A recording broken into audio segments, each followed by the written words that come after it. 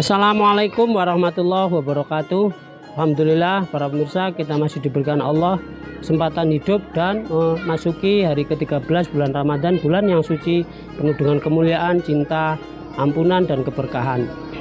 Para pemirsa semuanya, terutama keluarga santri SMA, di bulan Ramadan ini ada dua momen penting yang mempengaruhi sejarah perkembangan dan perjuangan keislaman.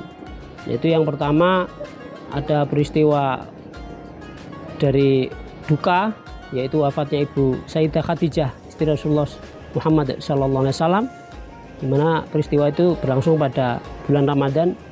Dan yang kedua adalah peristiwa Perang Badar, pertempuran pertama umat Islam dalam memperjuangkan agama dan menegakkan kebenaran di tanah hijrah. Para pemirsa semuanya, dua peristiwa ini, peristiwa dari wafatnya Ibu Sayyidah Khadijah istri Rasulullah dan peristiwa Perang Badar, melahirkan inspirasi kebaikan terutama untuk kita umat milenial, umat yang hidup di zaman ini di Hijriah 1446 Hijriah ini, yaitu yang pertama tentang cinta dan pengorbanan. Saat itu para dulur semuanya, keluarga SMA, umat Islam masih sangat sedikit, minoritas, dan belum apa-apa, belum dititihi sebagai kekuatan dunia, masih berupa noktah karena masih belum sesuatu dianggap dunia.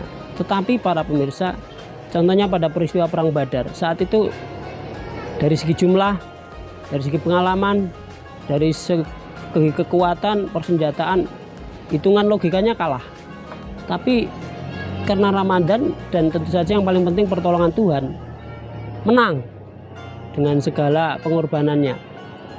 Yang legend banget di pertempuran Badar itu 3 kali lipat kekuatan orang kafir, tapi dengan bantuan Allah, umat Islam yang 3 kali lipat jumlahnya minus itu menang. Kalah pertempuran, kalah persenjataan, kalah pengalaman, kalah jumlah kekuatan, tapi menang. Nah, saya mengajak pada hari ke-13 ini para sedulur semua, keluarga SMA khususnya, ayo membangkitkan semangat Badar itu lagi di bulan Ramadan ini. Yang pertama adalah mindset bahwa kita sedang berada di dalam peperangan pertempuran. Itu ayo terus dijaga, ditanam, ditumbuh kembangkan dalam pikiran. Terutama di bulan Ramadan, peperangan pertama umat Islam melawan kekuatan kafir. Nah, di dalam hari ini, di milenial ini, peperangan itu kita kobarkan melawan hawa nafsu sendiri, memerangi apa yang jahat-jahat, jelek-jelek di dalam hati ini. Perang Badar memanfaatkan momentum Ramadan, dan itu menang.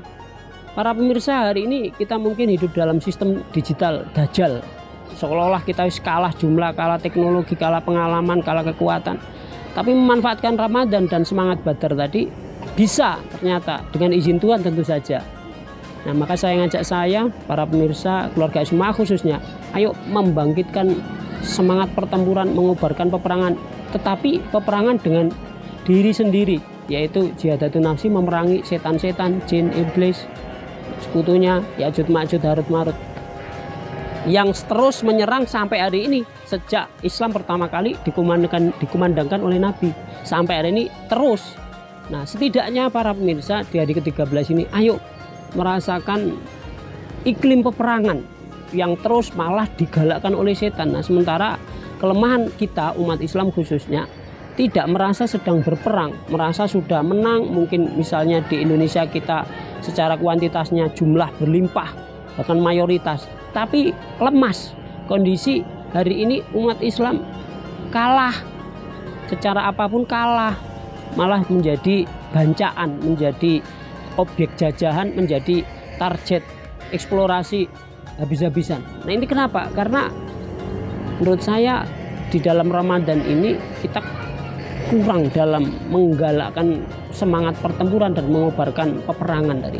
Sekali lagi, jangan dipahami peperangan pertempuran ini kemudian kita adu kekuatan senjata.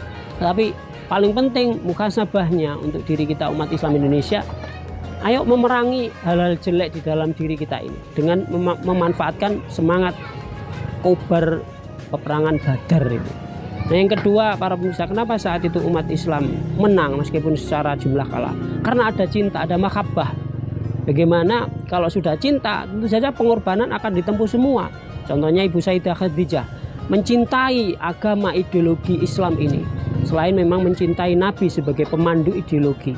Akhirnya meskipun beliau wafat di tenda yang darurat, beliau cinta kepada Islam, beliau mengorbankan semua kepemilikan hingga nyawa sebagai taruhannya. Dan ya namanya cinta, namanya perjuangan, mesti ada pengorbanan. Kata Bapak Guru Mukhtar dawuh, tiada kemenangan itu diraih tanpa pengorbanan.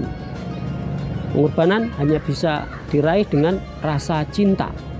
Maka para pemirsa sedulur SMA khususnya di mana saja, ayo dengan Ramadan ini kita kobarkan cinta kepada agama, cinta kepada bangsa, cinta kepada apa yang sudah kita yakini sebagai ideologi ini.